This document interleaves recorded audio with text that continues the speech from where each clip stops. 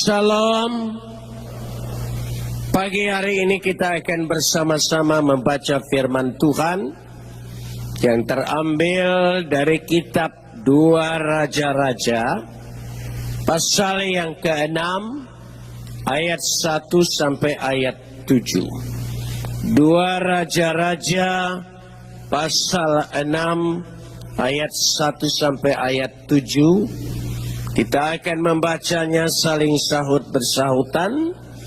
Saya akan awali ayat yang pertama, jemaat menjawab bersama-sama ayat yang kedua, dan seterusnya saling ganti bergantian sampai tiba pada ayat yang ketujuh.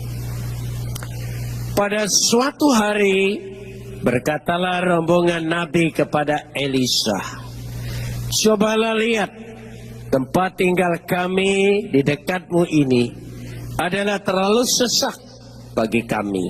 Ayat 2. Kami pergi ke sungai Yordan dan masing-masing mengambil satu balok dari sana supaya kami membuat tempat tinggal untuk kami. Jawab Elisa, "Pergilah."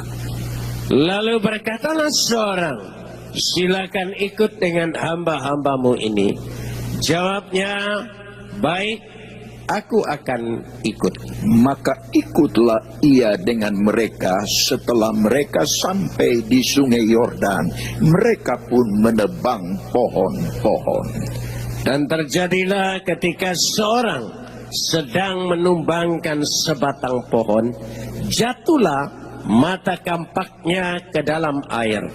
Lalu berteriak-teriaklah ia, "Wahai tuanku, itu barang pinjaman." Tetapi berkatalah abdi Allah, "Kemana jatuhnya?" Lalu orang itu menunjukkan tempat itu kepadanya.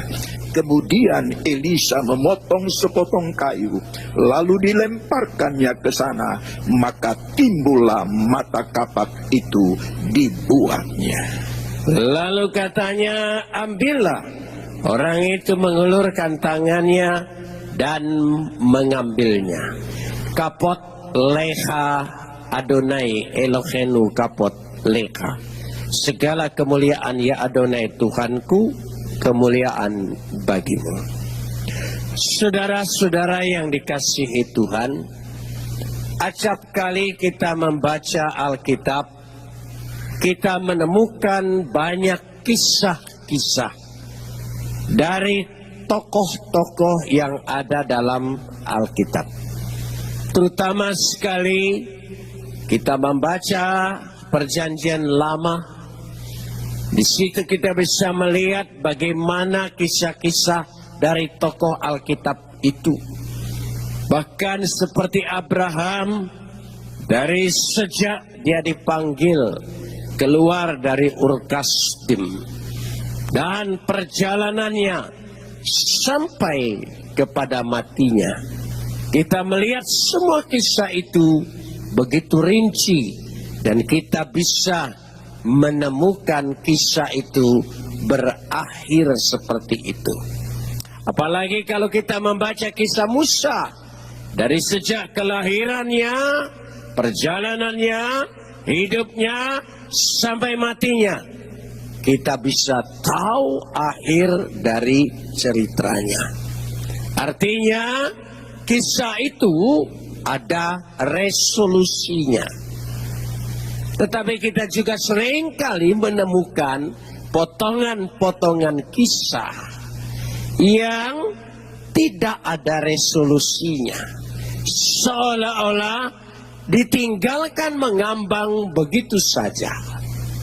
Antara lain, baru saja kita membaca kisah daripada kitab 2 Raja-Raja pasal 6 ayat 1 sampai 7. Kalau saudara perhatikan di situ, dari ayat pertama, sesungguhnya nabi-nabi rombongan yang tinggal bersama Elisa menghadapi masalah, yaitu tempat tinggal mereka sudah terlalu sempit.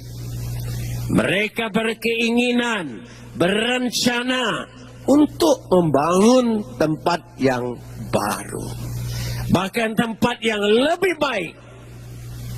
Dan tentu saja mereka bekerja dan berusaha. Mereka menebang pohon dan membuka lahan, dan lahan itu bakal buat menjadi tempat kediaman mereka. Pohon-pohon itu pun dan akan dipakai bahan untuk membangun tempat tinggal mereka. Ketika mereka menumbangkan pohon itu, yang dipakai untuk menumbangkan tidak ada lain, alat yang pada waktu itu yang sangat diandalkan adalah kampak. Dan kampak itu ada matanya yang sangat tajam sekali, dan itu sangat potensi sekali untuk menumbangkan pohon itu. Pada waktu mereka bekerja menumbangkan pohon itu, lalu mata kampak itu jatuh. Pada waktu jatuh, lalu apa yang terjadi?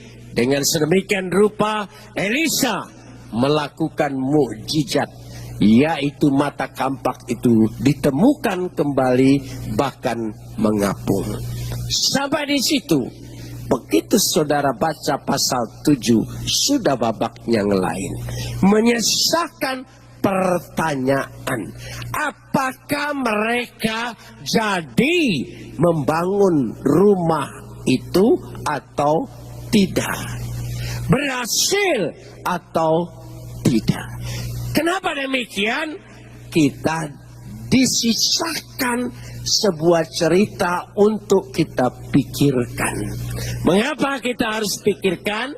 Karena ini sesungguhnya ada sesuatu inti, ada sesuatu pesan yang begitu kuat untuk menyelesaikan. Berhasil atau tidak, terserah kita yang berpikir sekarang ini mencari rahasianya.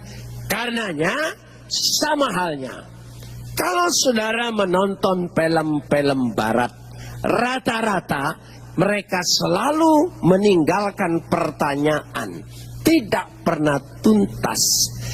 Saudara dipersilakan untuk menyimpulkan sendiri-sendiri. Dan beda sekali kalau saudara nonton sinetron, dari awal mendetil sampai akhir, sampai segala sesuatunya, bahkan terkadang kala kita sudah tahu akhirnya sebelum cerita itu berakhir. Nah, disinilah. Nah, karena itu mari kita ingin lihat bersama-sama ayat yang pertama.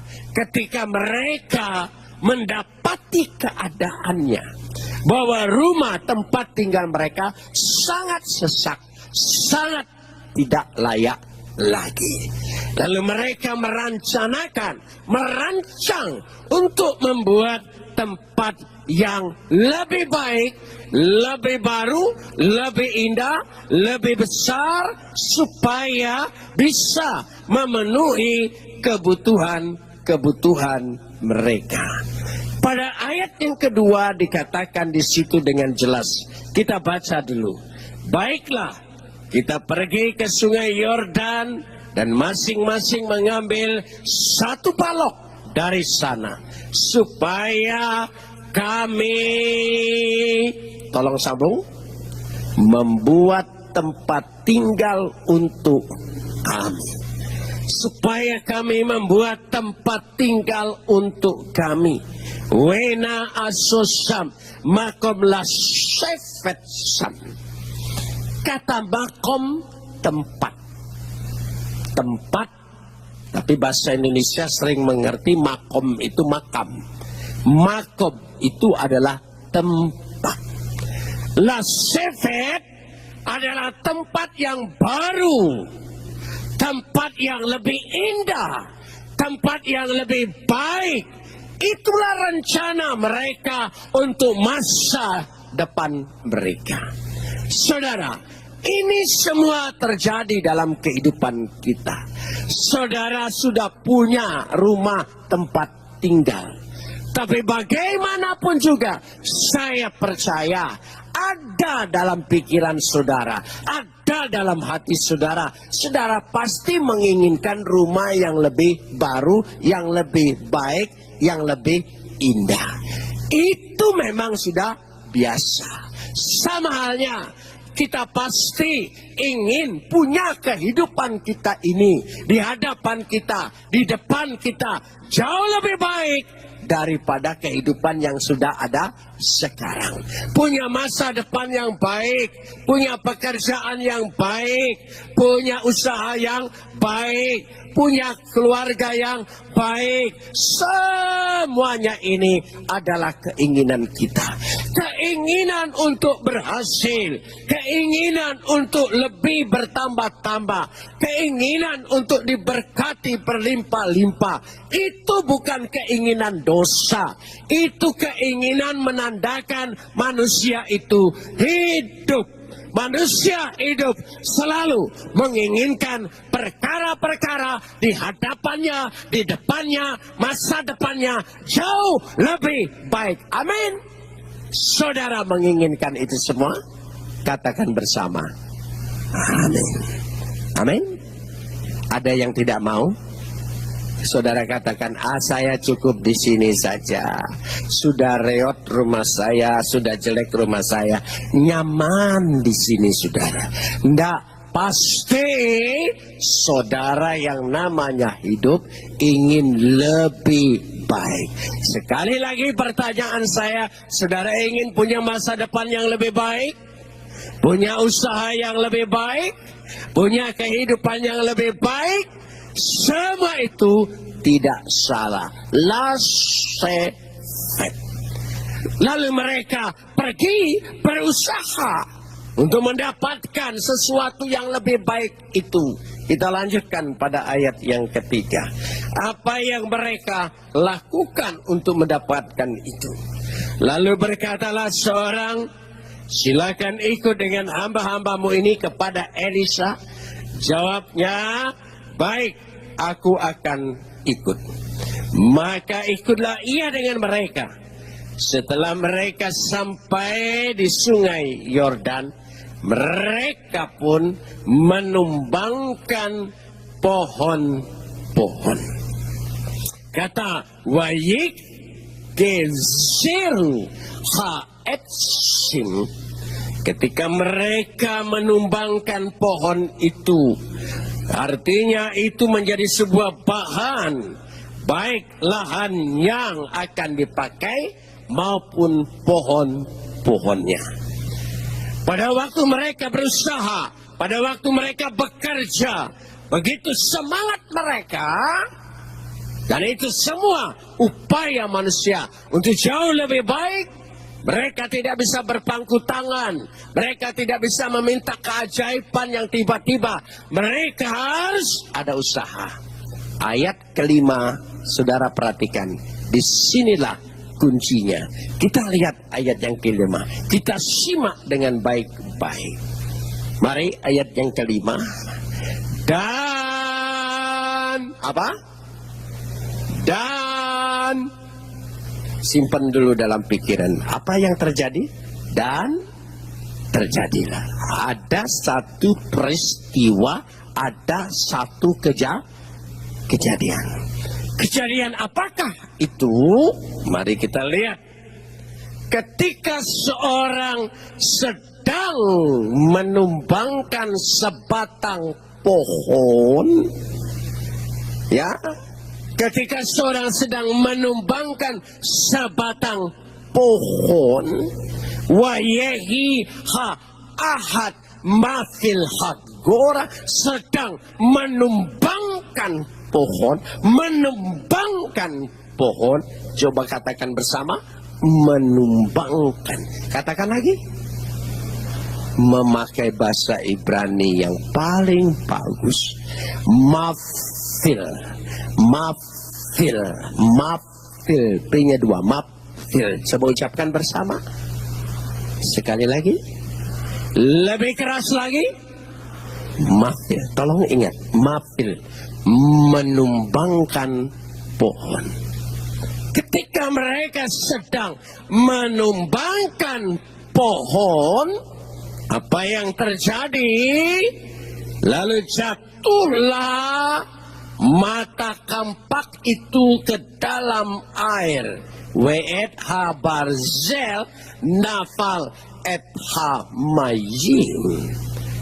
Lalu jatuh ketika mereka menumbangkan kan hampir sama berarti menjatuhkan pohon mafil.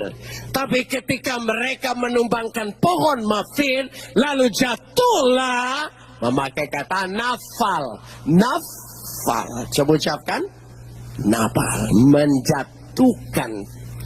Lalu jatuhlah ketika mereka menumbangkan, jatuhlah mata kampak itu, namanya barzel. Coba ucapkan. Mafil menumbangkan. Coba katakan bersama. Jatuh nafal. Mata kampak barzel. Saudara, ini penting sekali. Mata kampak itu adalah alat yang paling penting untuk menjatuhkan, menumbangkan pohon mafil. Tapi mata kampak yang disebut barzel dari besi ini, yang sangat tajam ini, jatuh, nafal. Nah, bahasa Ibrani bagus sekali, saudara. Ketiga kata ini sangat berhubungan sekali. Mafil, nafal, barzel, jatuh. Maka Lembaga Alkitab menerjemahkan kalimat yang pertama dengan kata maka terjadilah. Jadi ada peristiwa, ada tragedi, ada kejadian, ada risiko ketika engkau ingin menumbangkan pohon itu, maka ada risiko mata kampak yang kau andalkan itu bisa jatuh, bisa hilang sebagai satu risiko dari sebuah usaha dan pekerjaan. Kalau saudara ingin maju, ingin berhasil, ingin punya masa depan yang baik, saudara jangan takut menghadapi risiko dari segala sesuatu itu. Katakan amin. Mulai sekarang jangan takut menghadapi risiko. Amin. Jangan takut menghadapi risiko. Apapun pekerjaanmu selalu ada resikonya. Kalau usahamu ingin lebih besar, masa depanmu ingin lebih baik, kalau saudara ingin lebih berhasil, resikonya pasti besar. Kalau saudara tidak mau punya resiko yang besar, jadi kuli saja seumur hidup, pasti tidak besar. Saudara jangan takut risiko. Saudara ingin punya masa depan yang baik, mulai sekarang katakan, saya tidak takut risiko. Katakan lagi bersama. Semua pekerjaan ada risikonya. Jangan takut. Nah saudara, barzel ini alat yang paling potensi. Para rabi ahli perjanjian lama menerjemahkan pembahasan ini. Barzel ini adalah potensi ilahi. Potensi ilahi. Coba katakan bersama. 1, 2, 3. Lebih keras lagi. Bagi setiap orang percaya, di dalam dirinya sudah ada potensi ilahi. Barzel sanggup menumbangkan hambatan, halangan, rintangan, tantangan yang menghalangi untuk engkau mencapai masa depan yang lebih baik, usaha yang lebih baik, segala sesuatu lebih berhasil. Saudara jangan takut, di dalam diri orang percaya sudah ada potensi ilahi. Kenapa demikian?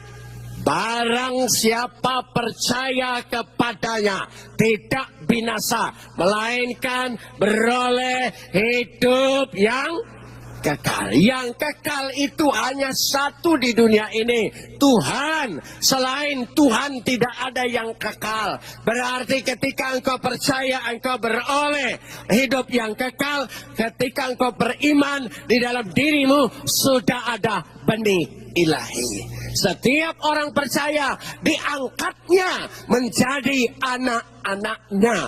Hak sebagai anak-anak berarti potensi ilahi ada di dalam dirimu. Karena itu, kalau saudara pagi ini sungguh-sungguh percaya dalam nama Yesus, katakan bersama, saya punya potensi ilahi. Katakan bersama, saya punya potensi ilahi. Katakan lagi.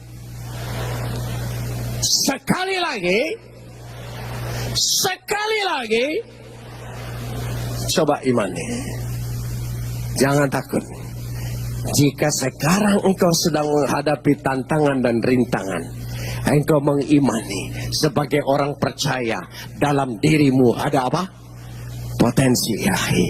Engkau bisa menumbangkannya. Apapun bang yang menghambat kita, imani. Coba katakan bersama dengan iman dalam nama Yesus, saya punya potensi ilahi. 1, 2, 3. Saudara pulang, jangan takut. Hadapin dunia ini, saudara ingin berhasil. Ketika engkau mengatakan saya punya potensi ilahi, perkataanmu itu menstimulasi otakmu. Pada waktu engkau menstimulasi otakmu, dari otakmu menggerakkan imanmu, dan imanmu itu akan muncul sesuatu kekuatan yang besar, sehingga saudara tidak takut lagi, karena dalam dirimu ada potensi ilahi. Nah, kenapa sekarang kalau kita percaya kita tidak binasa, melainkan beroleh hidup yang kekal? Kalau kita percaya kita disebut sebagai anak-anak Tuhan, kalau kita percaya Immanuel, Tuhan menyertai kita, begitu banyak ayat untuk menunjukkan bahwa engkau sangat berharga di mata Tuhan, engkau punya potensi ilahi. Tetapi seringkali jangan-jangan potensi ilahi itu sudah nafal, jatuh, dan hilang. Sudah tidak punya kekuatan lagi, sudah tidak ada lagi di dalam diri kita, sehingga membuat kita tidak berdaya. Ayat ini mengingatkan kita bagaimana kita memulihkan kembali, bagaimana pagi hari ini ada mujizat supaya potensi ilahi itu kembali ke dalam dirimu. Maka kita baca ayat selanjutnya. Saudara, masih pada ayat yang kelima, dikatakan di situ, ketika mata kampak itu jatuh ke dalam air, lalu berteriak-teriaklah ia, wahai tuanku, itu barang pinjaman. Wahai Saul, itu barang pinjaman, itu datang dari Tuhan. Potensi ilahi itu barang pinjaman yang Tuhan berikan kepada kita. Kalau begitu, saudara mengerti kata Wehu Saul, barang pinjaman, sederhana sekali memikirkan dan menafsirkannya. Siapa yang di tempat ini tidak pernah minjem barang orang? Entah saudara, entah tetangga, entah teman. Saudara pernah minjem barang orang lain? Pada waktu minjem, apa perasaan saudara? Ketika memakai dan menggunakannya, punya rasa tanggung jawab yang paling tinggi. Paling tidak enak memakai barang pinjaman, karena tertekan, yaitu harus hati-hati dan bertanggung jawab, menggunakan sebaik-baiknya. Itu arti barang pinjaman. Nggak mungkin mentang-mentang pinjaman, masa bodoh lah ini kan barang orang lain. Oh tidak, saudara yang punya harga diri kalau dipinjamin orang paling berat. Saya kalau dipinjamin orang mobil untuk pakai, rasanya beban batin. Hati-hati sekali, takut sampai nyerempet sana dan sini. Tapi kalau barang sendiri, rasanya bebas, saudara. Tidak ada rasa ketakutan. Itulah artinya kita harus menggunakan potensi ilahi itu sebagai barang pinjaman. Artinya kita harus punya rasa tanggung jawab yang tinggi. Gunakan sebaik-baiknya, gunakan sepenuh-penuhnya, karena ini adalah pinjaman daripada Tuhan sebagai potensi ilahi. Tapi sayangnya sekarang hilang. Bagaimana kalau hilang? Apa yang bisa kita lakukan? Mari kita baca ayat yang ke-6. Pada ayat yang ke-6 dikatakan di sini, tetapi berkatalah, tolong sambung. Tetapi berkatalah, sekali lagi. Coba perhatikan. Saya ingin mengajak saudara baca Alkitab itu jangan cepat-cepat. Firman Tuhan itu bermakna, penuh dengan kekuatan dan arti yang memberikan kekuatan kepada kita. Coba kita ulangin ayat yang ke-6. Tetapi berkatalah apa? Berkatalah. Saudara baca ayat 6 ya. Saudara coba lihat dari ayat 1. Selama ini Elisa dipanggil abdi Allah tidak? Abdi Tuhan tidak? Ada enggak kata-kata itu dari ayat 1 sampai ayat 5? Tidak ada. Kenapa mendadak tiba-tiba? Wayomer isha Elohim. Wayomer, berkatalah. Is itu manusia. Ha, kata sambung Elohim. Berkatalah manusia Tuhan, manusia ilahi itu. Jadi orang yang punya potensi ilahi, orang yang percaya kepada dia adalah manusia ilahi. Mulai sekarang kita katakan lagi kata kunci yang kedua, saya manusia ilahi. Lebih tegas lagi. Saudara tidak yakin saudara manusia ilahi?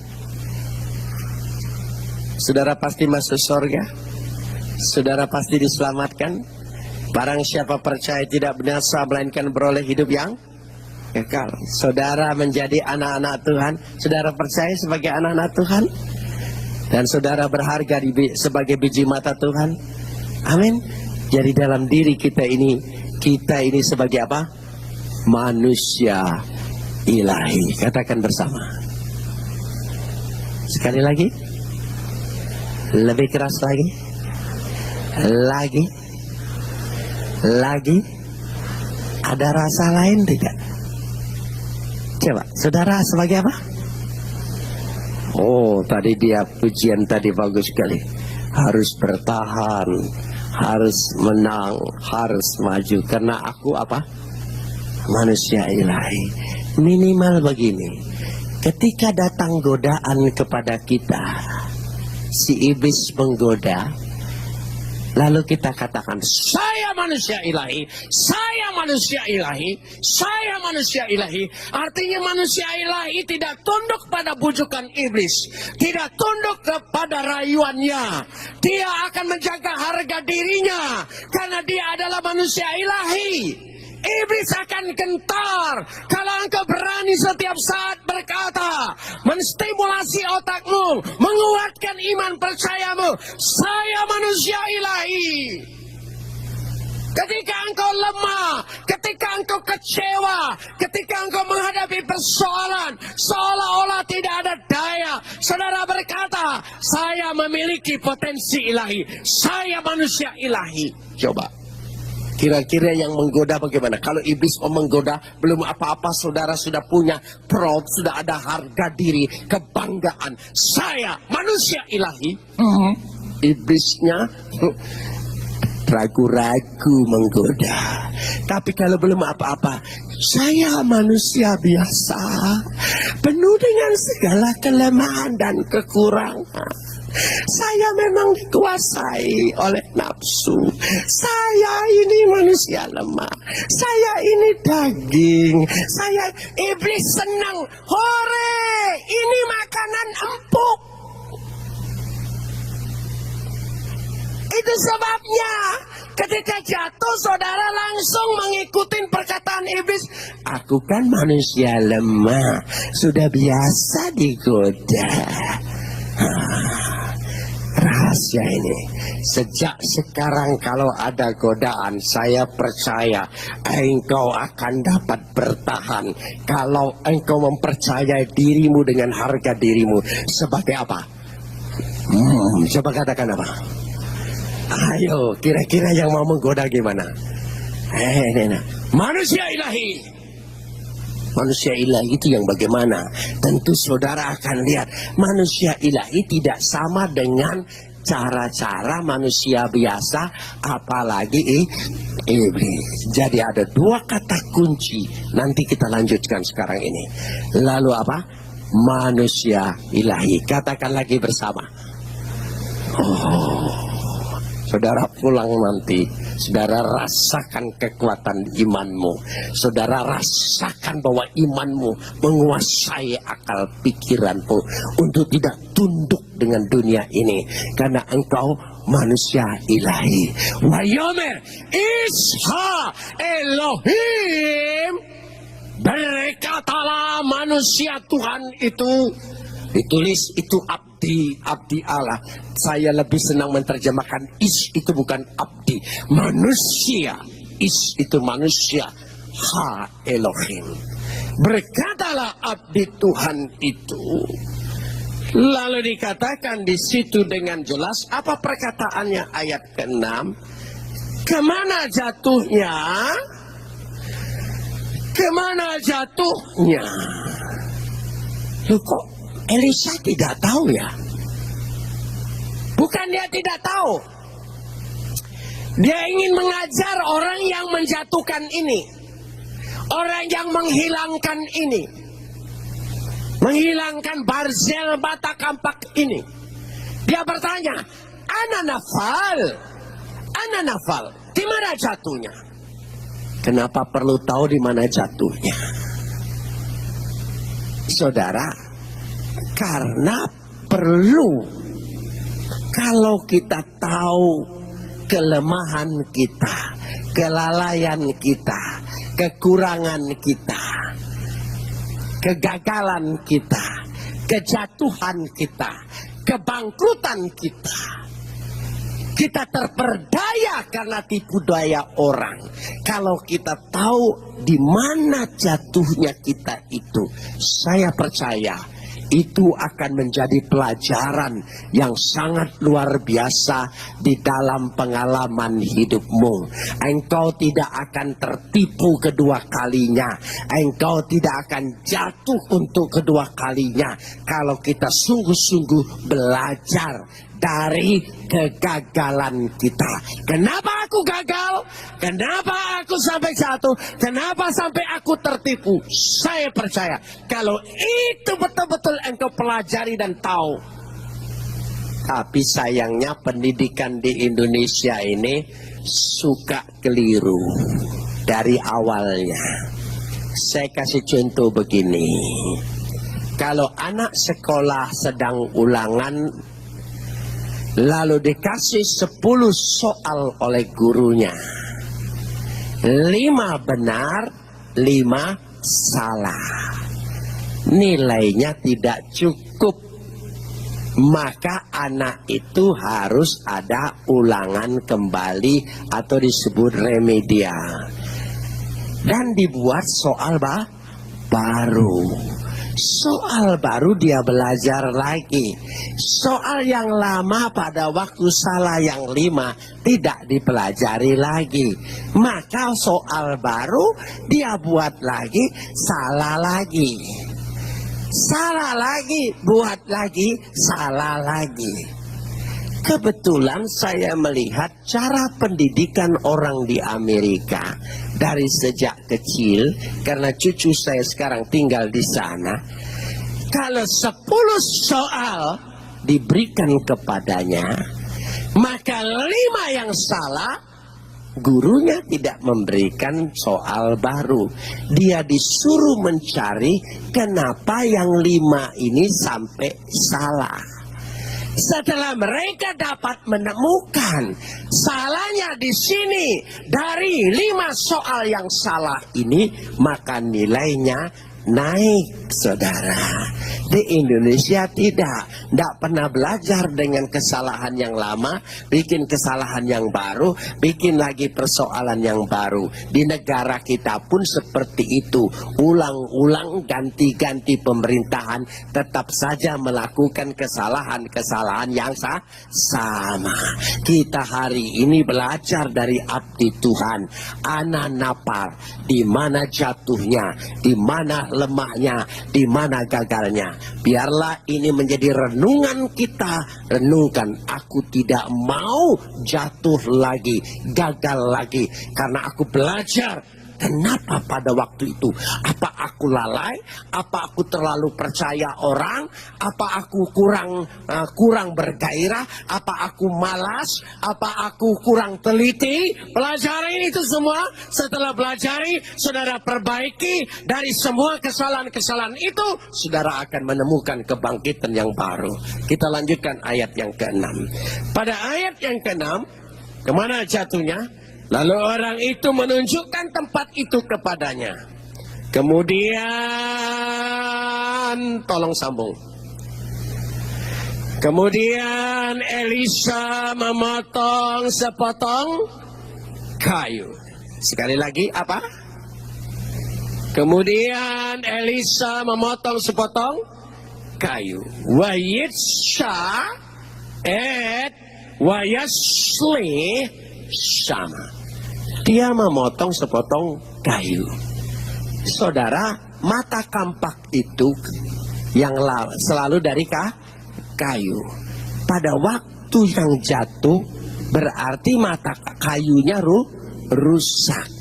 Maka Elisa bukan sekedar memotong, membuat kayu buat mata kampak yang baru ini tadi. Dia membuat kayu yang baru. Kata inilah menurut ahli perjanjian baru yang sanggup menemukan mata kampak itu kembali. Kayu itu adalah lambang salib Yesus.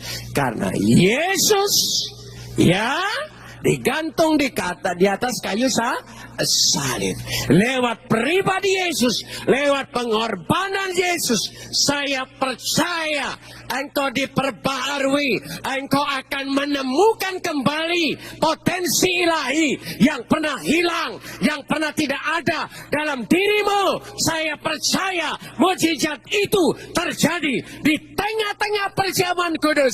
Engkau terima nanti tubuh dan darah Yesus, hasil daripada bukit Kalvari yang tergantung di atas kayu salib. Ketika engkau makan dan minum, engkau percayai, aku makan tubuh Kristus, minum darah Yesus. Saya percaya potensi ilahi itu telah kembali di dalam diriku. Katakan amin. Saudara mengimani mukjizat itu terjadi. Kalau saudara tidak percaya, jangan ambil perjamuan kudus.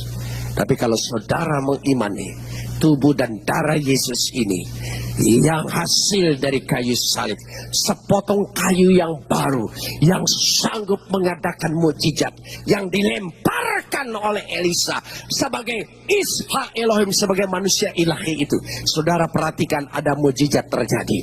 Ada mujizat terjadi. Apa mujizatnya terjadi? Kita lanjutkan pada ayat yang ke-6 ini. Kita lihat ketika dilemparkan ke sana. Ya, ketika dilemparkan ke sana, tolong sambung. Maka sekali lagi, timbullah mata kampak itu dibuatnya wayat syef habarzel. Maka apa? Timbul apa? Lebih keras. Mata kampak itu dari apa? Dari besi. Saudara mengerti berat jenis air dengan berat jenis besi? Mungkin tidak. Tidak mungkin timbul. Tapi karena ada kata wayashep, wayashep, wayashep. Coba katakan. Dibuat timbul. Kalau dibuat timbul berarti ada kekuatan yang membuatnya besi itu muncul dan timbul. Saya percaya yang sanggup membuat sesuatu yang tidak mungkin menjadi mungkin hanya satu, namanya. Sebutkan siapa? Saudara percaya itu terjadi. Mata kampak itu akan timbul kembali ketika engkau makan tubuh dan darah Yesus ini. Lewat pribadi Yesus tidak ada sesuatu yang tidak mungkin. Karena dari sejak lahir namanya, bagi dia tidak ada yang mustahil. Bagi hukum alam mustahil. Besi bisa muncul hanya dipancing oleh kayu mata kampak yang baru. Untunglah ada kata wayashep. Ada yang membuat dia, ada yang membuat. Tentu ada yang membuat, bukan, sekali lagi, bukan Elisa yang membuat. Ada mujizat. Katakan bersama. Ada katakan lagi bersama.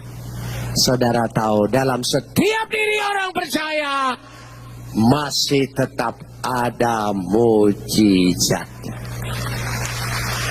Katakan lagi, ada mujizat.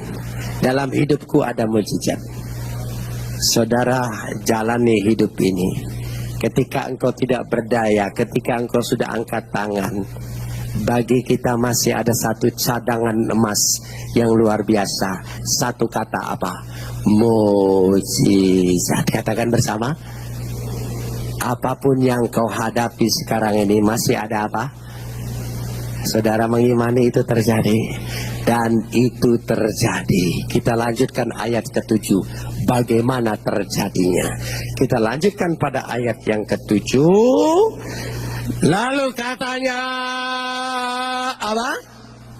Ambillah. Wayomer harimlah. Ambillah. Lanjutkan. Orang itu, tolong sambung. Orang itu, saudara percaya mujizat Tuhan terjadi pada ibadah ini? Bukan besok, bukan nanti. Imani pagi hari ini ibadah mujizat itu terjadi. Mata kampak itu, potensi ilahi akan kembali dalam dirimu. Itu yang memampukan engkau untuk mencapai masa depan yang baik. Yang sanggup menumbangkan hambatan, halangan, rintangan, apa saja pasti terjadi. Sekali lagi baca ayat 7 yang terakhir. Orang itu apa? Orang itu. Saudara percaya mujizat itu terjadi? Mari kita praktekkan.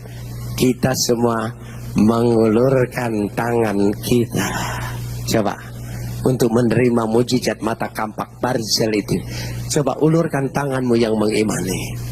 Dan ketika dia muncul barzel, potensi ilahi itu, coba ketika engkau muncul dan engkau memegangnya, mengambilnya, bagaimana cara mengambilnya? Ada yang begini mengambil, lepas lagi nanti, bagaimana mengambilnya? Imani, katakan dalam nama Yesus saya pulang, potensi ilahi sudah kembali dalam hidupku. Amin.